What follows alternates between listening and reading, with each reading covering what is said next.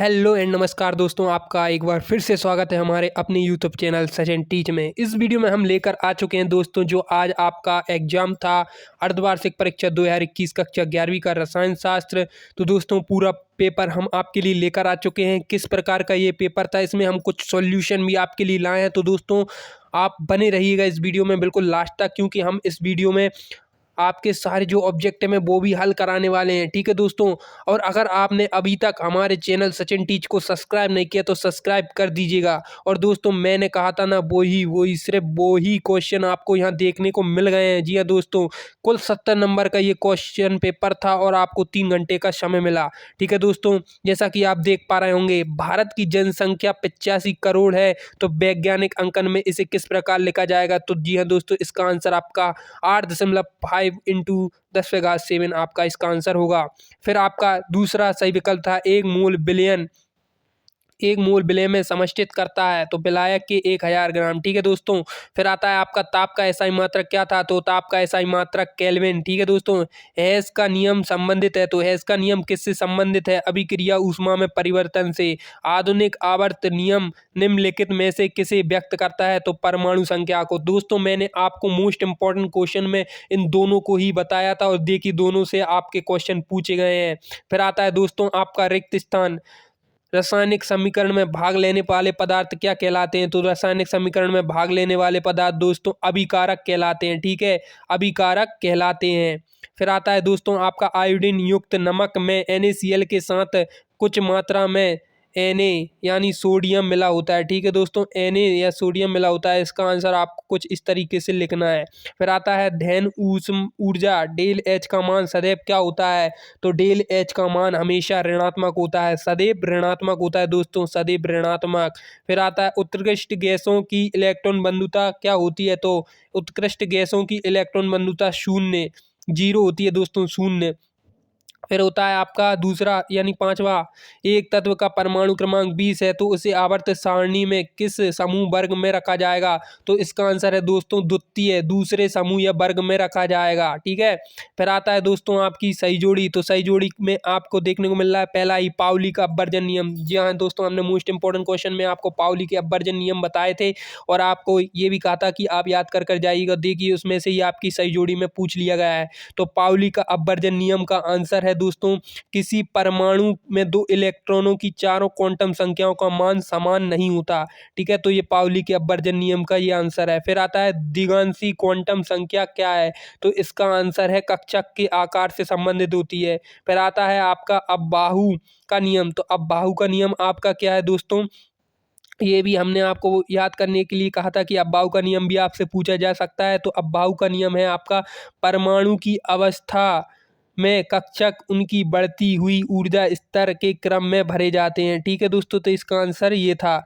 हमने आपको पूरे ये क्वेश्चन बताए थे, देखिए दोस्तों पूरे के पूरे आपसे पूछे गए हैं। फिर आता है मुख्य क्वांटम संख्या क्या होती है, तो मुख्य क्वांटम संख्या सदैव धनात्मक होती है। हाइजेनबर्ग का निश्चितता का नियम भी आपको हमने याद करने के लिए कहा था। तो दोस्तों ये देखिए आपसे पूछा गया है, किसी अपारमाणिक कण की स्थिति एवं संवेग का एक साथ सही निर्धारण करना संभव नहीं है, उसे हाइजेनबर्ग का नियम कहते हैं। तो दोस्तों देखिए जितने सारे क्वेश्चन हमने आपको बताए थे हमारी वीडियो में, वही यहाँ पूछे गए हैं, और आपने अगर याद किए होंगे तो आपका पेपर बहुत अच्छे से जा गया होगा जरूर से जरूर। फिर आता है दोस्तों आपका एक शब्द में उत्तर दीजिए, तो इसका आंसर है कितने तत्व ज्ञात हुए हैं, तो अभी तक कुल 118 तत्व ज्ञात हुए हैं, इसका आंसर ये है। फिर आता है परमाणु द्रव्यमान की मानक इकाई क्या है, तो दोस्तों परमाणु द्रव्यमान की मानक इकाई, इसका आंसर है आपको हमें कमेंट बॉक्स में कमेंट करना है। ठीक है गाइज। फिर आता है सोडियम का परमाणु द्रव्यमान 23 है, तो 6.022 इंटू 10⁻23 परमाणु का द्रव्यमान क्या होगा, तो इसका आंसर होगा दोस्तों 23 ग्राम होगा। ठीक है दोस्तों, इसका आंसर होगा 23 ग्राम। ठीक है, फिर आते हैं हम अगले एक शब्द की तरफ, अवस्था फलन के 2 उदाहरण दीजिए। तो अवस्था फलन के 2 उदाहरण है एंथैल्पी और एंट्रोपी। ठीक है दोस्तों, एंथैल्पी और एंट्रोपी। फिर आता है क्रमिक आयनिक ऊर्जा का क्रम लिखिए। तो क्रमिक आयनिक ऊर्जा का क्रम कुछ इस तरीके से आपको लिखना है दोस्तों। मैं आपको बता दूं,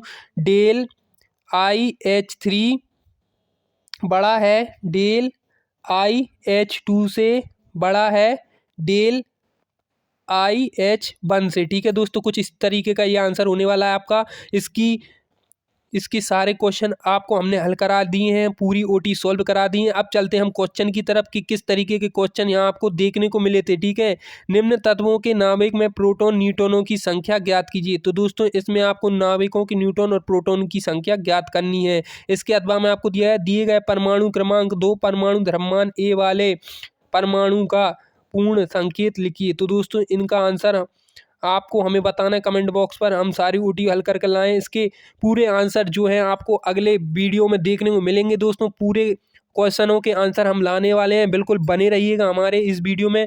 ठीक है दोस्तों, फिर आता है आपका विद्युत चुम्बकीय स्पेक्ट्रम क्या है। ये वाला क्वेश्चन आया था, एक फोटोन किसे कहते हैं। फोटोन आपको पता है बंडलों, प्रकाश के बंडलों की संख्या को फोटोन कहते हैं।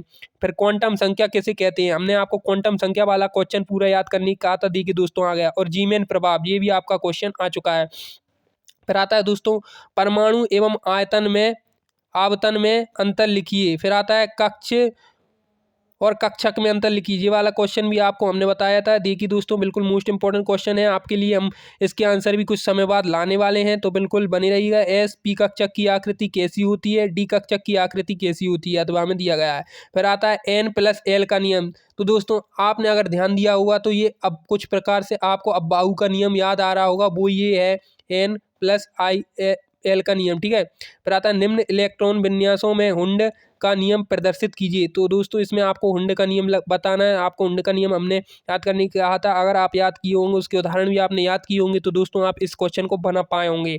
फिर आता है दोस्तों आपका एक इलेक्ट्रॉन 3D कक्षकों में प्रथम में, तब इसके NLM के संभावित मान ज्ञात कीजिए। फिर आता है SPD नोटेशन का उपयोग कर कक्षकों की निम्न क्वांटम संख्याओं की संख्या ज्ञात कीजिए। फिर आता है सीमांत अभिवर्मक मूल किसे कहते हैं, एवोगैड्रो संख्या क्या संबंध है। ठीक है दोस्तों, एवोगैड्रो संख्या हमने आपको याद करने को कहा था, अगर आपने याद की होगी तो दोस्तों बहुत ज़्यादा आपको ये बहुत ज़्यादा अच्छे नंबर आपके आने वाले हैं इस पेपर में। और दोस्तों आपको डी ब्रोगली समीकरण जो कि हमने आपको मोस्ट इंपॉर्टेंट क्वेश्चन बताए थे, उन्हीं में से आपका ये पूछ लिया गया है डायरेक्ट। बिल्कुल देख लीजिए दोस्तों, डी ब्रोगली समीकरण आपसे पूछ लिया गया है।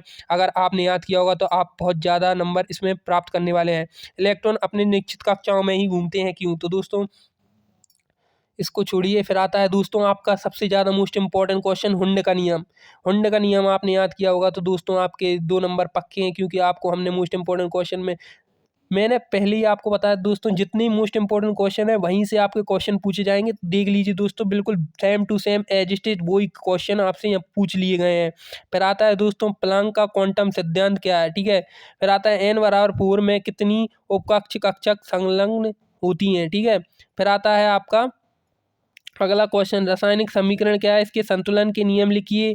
फिर आता है सार्थक अंक क्या है, इन्हें प्राप्त करने के नियम लिखिए। फिर आता है दोस्तों आपका निम्न कितने सार्थक अंक हैं, निम्न एसआई इकाई में दर्शाइए। ठीक है, निम्न को एसआई इकाई में दर्शाना है। शिमला का न्यूनतम ताप -10 डिग्री सेल्सियस था। 2 लीटर दूध का 30 दिन उपयोग हुआ। दूध का आयतन एसआई मात्रक लिखिए। फिर आता है दोस्तों संक्रमण तत्व किन्हें कहते हैं। दोस्तों संक्रमण तत्व जो कि हमने आपको मोस्ट इंपॉर्टेंट सबसे पहला ही क्वेश्चन ये बताया था, हमारे मोस्ट इंपॉर्टेंट क्वेश्चन में ये आपसे पूछ लिया जाएगा। और देखिए दोस्तों बिल्कुल पूछ लिया गया आपसे। एसपीडीएफ ब्लॉक के तत्वों के समान इलेक्ट्रॉनिक विन्यास, जो कि मैंने पिछली ही वीडियो आपको बताई थी कि एसपीडीएफ ब्लॉक के इलेक्ट्रॉनिक विन्यास आपके आने वाले हैं, इन्हें अच्छे से याद कर जाना है। तो दोस्तों वही के वही एजुस्टेस आपसे पूछ लिए गए हैं। तल जिनका भाई इलेक्ट्रॉनिक विन्यास निम्न है का सामान्य आवर्त तालिका में बताइए। तो दोस्तों इसमें आपको सामान्य आवर्त तालिका में इनका स्थान बताना है। फिर आता है दोस्तों ऊष्माधारिता क्या है, व्यंजक को सत्यापित कीजिए। दहन ऊष्मा को समझाइए। बर्फ के साधारण रूप की संरचना, जो कि हमने पिछली वीडियो में आपको बर्फ की संरचना समझा दी, देख ली। 205 नंबर का आपका क्वेश्चन है ये। जल में कौन सा गुण इसे विलायक के रूप में उपयोगी बनाता है, यह किस प्रकार के यौगिक हैं बताइए। फिर आता है क्या होता है जब सोडियम धातु को जल में डाला जाता है, सोडियम पर ऑक्साइड को जल में घोला जाता है, कारण बताइए। तो दोस्तों ये आपका कुछ इस तरीके का पेपर आया था। दोस्तों अगर आपने हमारे इंपॉर्टेंट क्वेश्चन याद किए होंगे तो दोस्तों आपका पूरा पेपर बन गया होगा और आपके 70 में से बहुत अच्छे मार्क्स जरूर आए होंगे। तो दोस्तों अगर आपको वीडियो पसंद आई तो हमारे चैनल सचिन टीच को सब्सक्राइब करना बिल्कुल भी मत भूलिएगा। और जैसा कि आप देख पा रहे हैं, सारे जितने भी इंपॉर्टेंट क्वेश्चन हमने बताए थे वहीं से आपके सारे क्वेश्चन आ चुके हैं दोस्तों। और इसी तरीके के क्वेश्चन पाने के लिए हमारे चैनल सचिन टीच को जरूर सब्सक्राइब कर दीजिएगा। और अगर आपको वीडियो पसंद आई तो लाइक शेयर करना बिल्कुल भी मत भूलिएगा। मिलते हैं अगली वीडियो में, आप सभी का धन्यवाद।